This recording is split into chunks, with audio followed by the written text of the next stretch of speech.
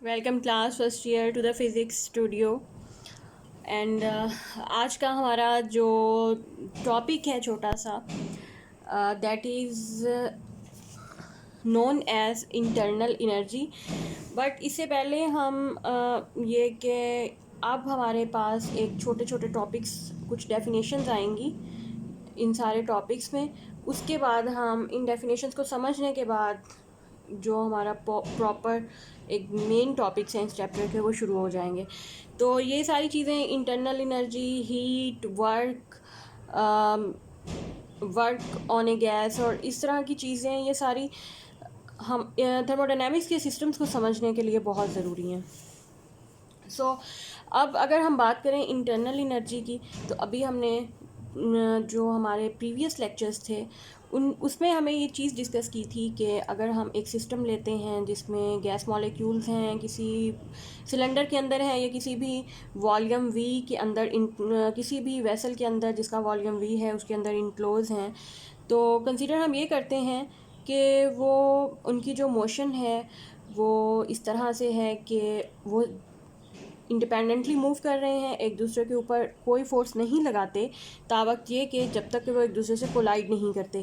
Collision के अलावा उनकी और कोई फोर्सेस नहीं होती, और उनकी मोशन को हमने कंसीडर किया था कि ट्रांसलेशनल काइनेटिक एनर्जी, या उनकी मोशन जो है वो ट्रांसलेशनल है, और उनकी एनर्जी जो है उसके पास इस वक्त सिर्फ और सिर्फ काइनेटिक एनर्जी है। तो वो हमने ली थी कि गैस मॉलिक्यूल्स के पास ट्रांसलेशनल काइनेटिक एनर्जी मौजूद है। बाद में हमने ये साबित किया था कि ट्रांसलेशनल काइनेटिक एनर्जी के प्रोपोर्शनल ही टेम्परेचर होता है। सो अगर आप टेम्परेचर मालूम करना चाहते हैं, तो बल्कि अगर आपने टेम्परेचर मालूम कर लिया है तो ऑन द एवरेज आपने ट्रांसलेशनल काइनेटिक एनर्जी ही मालूम की है गैस मॉलिक्यूल्स की।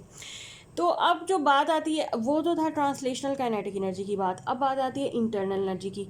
देखें, जो गैस मॉलिक्यूल्स हैं इंट्यूटिवली वो सिर्फ एक ही डायरेक्शन में तो मूव नहीं करते, वो हर डायरेक्शन में मूव करते हैं, बल्कि एक दूसरे से कोलाइड करते हैं, वक्त रोटेट भी करते हैं, वाइब्रेट भी करते हैं। तो there are lot more forms of energy.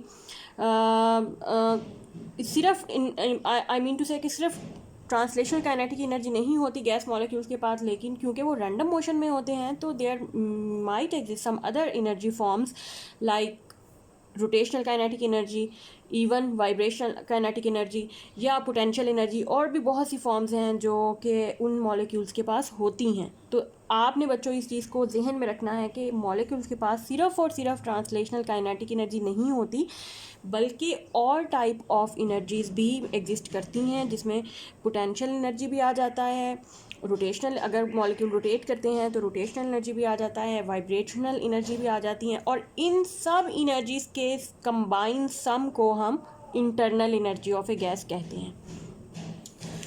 तो अभी क्योंकि हमने अगर ये तो होगी हमारा इंटरनल एनर्जी, हम ये कह सकते हैं internal energy is associated with gas molecules, और internal energy is associated with gas molecules, and it is the all types of energy which gas molecules can have। जितनी भी रख सकते हैं वो सारी की सारी का कंबाइन सम जो है वो इंटरनल एनर्जी कहलाएगा। अच्छा, अब वापस आ जाते हैं अपने उसी कॉन्सेप्ट की तरफ, क्योंकि हमने मोस्टली ये देखा था कि ट्रांसलेशन काइनेटिक एनर्जी मॉलिक्यूल्स के पास एग्जिस्ट करती है, और सिंस हमने ये भी पढ़ लिया था कि temperature of a system is defined as the average translational kinetic energy of its molecules. Sir for an ideal gas system, अच्छा होता ये है आइडियल गैस सिस्टम के लिए कि molecules of N ideal gas बहुत छोटे होते हैं, मेयर मास पॉइंट्स होते हैं, और ideally they don't exert any type of forces upon one another. तो क्योंकि अब आपस के अंदर उनका इंटरेक्शन बहुत कम होता है, एक दूसरे के आपस में एक दूसरे पे फोर्स कम लगाते हैं, तो हम कह देते हैं कि चलो बाकी एनर्जीज जो हैं इनकी तो वो बहुत स्मॉल हैं, हम उनको इग्नोर कर सकते हैं। बट लेकिन उनके पास सारी की सारी जो एनर्जी है वो ट्रांसलेशनल काइनेटिक एनर्जी ही मौजूद है। अगर ये कॉन्सेप्ट लें तो हमारे पास जो एक मेन टाइप ऑफ एनर्जी बच जाती है, वो उसकी ट्रांसलेशनल काइनेटिक एनर्जी है। और वी नो दैट कि टेम्परेचर इज़ प्रोपोर्शनल टू, ये हम लास्ट में पढ़ चुके हैं कि temperature is proportional to the average translational kinetic energy of the gas molecules. So अगर अब सारी की सारी जो मौजूद है वो सारी की सारी ट्रांसलेशनल काइनेटिक एनर्जी मौजूद है और वो टेम्परेचर के प्रोपोर्शनल है, तो इसका मतलब है कि इंटरनल एनर्जी भी टेम्परेचर के प्रोपोर्शनल है। That is very important point to know about, कि ये आपको मालूम होना चाहिए कि इंटरनल एनर्जी भी टेम्परेचर के ही प्रोपोर्शनल है। क्यों? क्योंकि टेम्परेचर काइनेटिक एनर्जी के प्रोपोर्शनल है। सो अब हम दो चीज़ें हमने क्लैरिफाई कर ली हैं, what is the internal energy and ये किसके प्रोपोर्शनल होती है, किसके बराबर होती है, या हम इसको किस तरह से जान सकते हैं इसके बारे में। When we heat a substance, energy associated with its atom or molecules is increased. अगर हम अब उसी गैस मॉलिक्यूल्स को हीट करते हैं तो ज़ाहिर है कि उनके पास एनर्जी क्योंकि एक्सटर्नली आ रही है हीट की फॉर्म में, तो उनकी इंटरनल एनर्जी चेंज हो जाती है। लेकिन यहाँ पे एक चीज़ बहुत इंपॉर्टेंट है कि ज़रूरी नहीं कि जब भी कोई चीज़ हीट अप हो रही है तो एनर्जी हीट ट्रांसफ़र ही टेक प्लेस होगा। इसकी एग्जांपल है इस तरह से देखिए कि जब दो चीज़ें आपस में हम रब करते हैं, अब ये दो सरफेसेस आप इसी तरह ही रब करें, या इवन सर्दियों में हम अपने हैंड्स आपस में हाथों को रब करते हैं तो देखें कि हमारे हाथ गर्म हो जाते हैं। तो ये होता है कि हम क्योंकि मैकेनिकल वर्क कर रहे होते हैं हाथों पे, दो जगहों दो चीज़ें कोई भी रब कर रहे हैं या दो सरफेसेस एक दूसरे के ऊपर डिस्प्लेस हो रही हैं, तो यूजली ये होता है कि जो मैकेनिकल वर्क होता है वो सारा का सारा एनर्जी हीट एनर्जी में कन्वर्ट होके उनको हीट अप कर रहा हुआ होता है।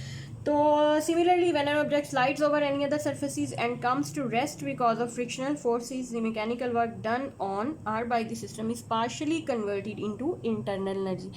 तो यही जो मैकेनिकल वर्क है वो कहाँ जाता है, गैस की या सिस्टम की इंटरनल एनर्जी को बढ़ा देता है। और अगर गैस मॉलिक्यूल्स हैं तो उनकी भी इंटरनल एनर्जी बढ़ जाएगी क्योंकि मैकेनिकल वर्क हो रहा हुआ होता है और उसकी वजह से गैस मॉलिक्यूल्स हीट अप हो जाते हैं, तो उनकी इंटरनल एनर्जी चेंज हो जाती है। थर्मोडायनामिक्स में अच्छा एक और चीज़ लास्ट पॉइंट है इसका कि इंटरनल एनर्जी जो है ये बहुत इंपॉर्टेंट पॉइंट है कि internal energy is a function of state. ये एक स्टेट फंक्शन है, लाइक पोटेंशियल एनर्जी की तरह का। स्टेट फंक्शन का मतलब है कि सिर्फ इनिशियल और फाइनल कोई भी सिस्टम है that under goes A change, ये उसके सिर्फ इनिशियल और फाइनल पॉइंट्स के या इनिशियल फाइनल स्टेट्स के ऊपर ही डिपेंड करेगा। अगर आप इनिशियल स्टेट की एनर्जी ले लें, फाइनल स्टेट की इंटरनल एनर्जी ले लें, तो ये सिस्टम को डिफ़ाइन करने के लिए बिल्कुल काफ़ी हैं। फॉर एग्जांपल आपके पास कोई भी ऐसा सिस्टम है थर्मोडायनामिक्स, कोई भी गैस सिलेंडर वगैरह हो सकता है जिसमें initially gas at point A एक स्टेट में मौजूद है at temperature TA। After some time gas का टेम्परेचर चेंज हो गया, उस पर कोई भी एक्सटर्नल वर्क हुआ है या कुछ भी हुआ है, गैस की स्टेट चेंज हो गई और गैस मूव हो गई है अपनी फाइनल स्टेट F पे या पॉइंट B तक मूव हो गया। पॉइंट B पे जाके क्या हुआ कि उसका प्रेशर भी चेंज हो गया, वॉल्यूम भी चेंज हो गया और टेम्परेचर भी चेंज हो गया और एक स्टेट चेंज हो गई। मतलब गैस की हमने दो स्टेट्स ली हैं, दो पॉइंट लिए, इनिशियल और फाइनल पॉइंट लिए हैं। तो अब क्या होगा, अब हम इस पूरे प्रोसेस को सिर्फ इनिशियल पॉइंट्स और फाइनल पॉइंट्स के ज़रिए ही डिस्क्राइब कर सकते हैं। हमें ज़रूरत नहीं है कि हम इनके पाथ, फॉर एग्जांपल अगर ये C1 पाथ है, ये C2 पाथ है, और हमें ज़रूरत नहीं है कि हम देखें कि क्या प्रोसीजर हुआ है कि गैस की कंडीशन या स्टेट चेंज हुई है। हम सिर्फ इनिशियल और फाइनल पॉइंट्स लेंगे और उसी से ही इंटरनल एनर्जी को डिफ़ाइन कर देते हैं। बिल्कुल उसी तरह से जिस तरह से पोटेंशियल एनर्जी को डिफ़ाइन किया जाता है कि पोटेंशियल एनर्जी किस तरह से चेंज होती है किसी भी सिस्टम में, that does not important thing is that the change in the potential energy and its initial and final states. In the same way, the important thing about the internal energy is that it is a function of state and depends upon the initial and final states of the system undergoing a change only. कोई भी system change हो रहा है, हमें नहीं परवाह कि change अंदर किस तरह से हुआ है, कैसे हुआ है, हमें सिर्फ उसकी इनिशियल और फाइनल स्टेट्स चाहिए, तब हम उस चेंज को भी मालूम कर लेंगे और जितना इंटरनल एनर्जी चेंज हुआ है उसको हम मालूम कर सकते हैं। तो ये कुछ इंपॉर्टेंट पॉइंट्स हैं इंटरनल एनर्जी के बारे में, इनको आप लोगों ने इसको डेफिनेशंस की फॉर्म में अच्छे तरीके से याद कर लेना है।